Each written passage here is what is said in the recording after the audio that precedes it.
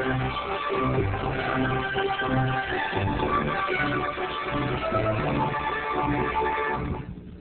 morning, I'm Ralph Wengate. This is CNN Weekend. About a half an hour ago, things didn't look very good at the Kennedy Space Center for the launch of the Space Shuttle Discovery.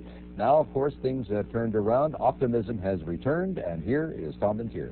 Ralph, in Florida, just as quickly as the weather changes, so does the odds of launching the space shuttle. This morning, the odds have improved tremendously. They are now about 2.5 minutes away from launch. Here you see the countdown clock at the Kennedy Space Center. Last Tuesday, they had a problem. They didn't get this close in the countdown. They didn't even get near it. They were just fueling the orbiter, and they had to stop when a sensor in the fueling system of the orbiter's main engines malfunctioned. They managed to go in and work the problem last week, replace the sensor in a wiring harness, and then closed and locked everything back up, resurfaced the payload, and as you can see now, they are removing the gaseous vent cap, and they are continuing the countdown. They are down below 2 minutes right now.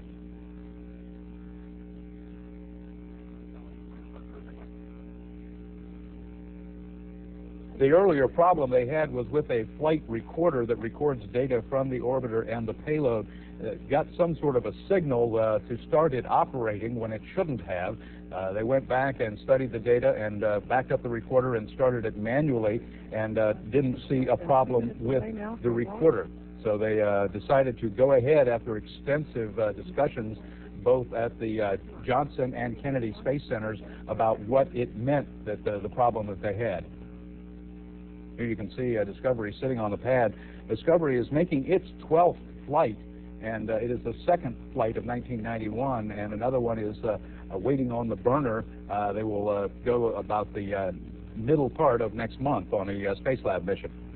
They're at 1 minute now in the countdown. T-minus 1 minute and counting. Heaters on the solid rocket booster joints are being deactivated at this time.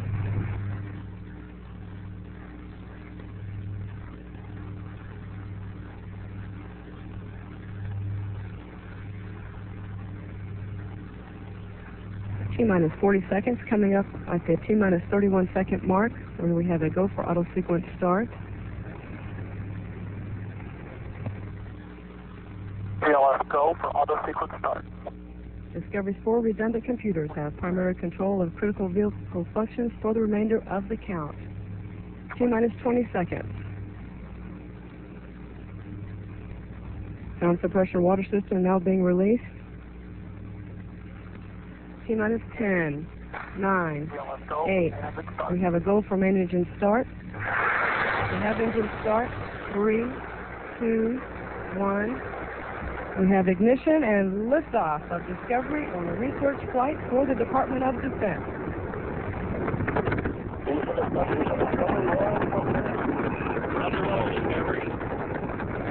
Houston is now controlling. The roll maneuver is underway. Maneuver complete, placing Discovery in true heads-down attitude and on course for a 57-degree orbit. Engines at 100% and throttling down. Engine throttles now at 70% rated thrust in order to help maintain optimum aerodynamic conditions as Discovery accelerates through the dense lower altitudes. Velocity of 1,000 feet per second, altitude 200,000 feet. Correction 24,000 feet. All systems performing well. Hydraulics, electrical systems performing well. Altitude now 33,000 feet, velocity 1,300 feet per second. Engines throttling back up. Discovery, go ahead, throttle up. Roger, go ahead, throttle up. Engines running now at 104% rated thrust, altitude 56,000 feet, velocity 2,100 feet per second, downrange distance now 7 nautical miles. Time 1 minute 30 seconds. Our next milestone in this climb to orbit will be burnout and staging of the solid rocket boosters. Altitude 92,000 feet, velocity 3,200 feet per second. Discovery now 15 nautical miles downrange. Time 1 minute 50 seconds. All systems performing well.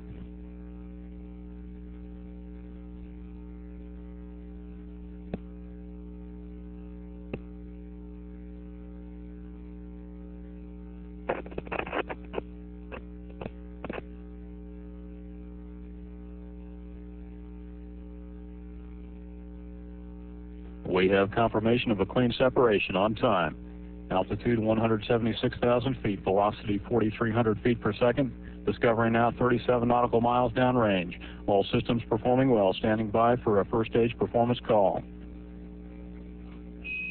So Discovery is now on its way to orbit, an orbit that will put them about 160 miles up into space, traveling around the Earth for almost 9 days. You saw the solid rockets fall away. They are now on the main engine power alone to reach orbit. What they will be doing for the next 9 days, a series of complicated maneuvers of the orbiter, making studies for the Strategic Defense Initiative. Joining us now from the Kennedy Space Center, CNN's John Zarella. John, as you can see in the picture, they are still on their way with their main engines running full. That's right. It'll be another 5 minutes or so before the external tank and the main engines cut off and their go for orbit. It was an absolutely spectacular liftoff. You know, on different occasions, depending on the weather conditions, you can really feel it, feel the shake here at the Kennedy Space Center. And the windows were rattling here, and the car alarms that people had set were going off as the rumble approached us, which is about 30 seconds after launch. By the time it gets here, you can see it, and then you finally feel it. You can feel it rumbling across as it finally reaches you, coming across the lagoon out behind us in that 4.5 miles from the launch pad here to the press site. So it was an absolutely spectacular launch. I'm sure all the folks at NASA and certainly the Department of Defense, which has been waiting for 2 long months to get this mission off the ground, are elated right about now. They are on their way to orbit. Tom? John, in the past, during these military missions, the countdown clock starts at 9 minutes and then it runs the rest of the way down. You usually don't hear the conversations that we were able to hear this morning, and from this point forward for the next 9 days or so, we'll be hearing most of what is going on. Exactly, privy to some things that we've never been privy to before. They say that the DOD people say that what they're going to do is we'll be able to see how they gather the data and what they're going to do, but not necessarily, they won't exactly tell us or may not tell us what the results of that data gathering is. Tom? All right, so the mission is underway now, Discovery, on a 9-day mission with 7 crew members aboard. Here you see the sunrise and the trail of smoke left behind as Discovery is now on its way to orbit to study the plumes for strategic defense. And we, of course, will continue to follow this mission throughout the entire 9 days. Ralph?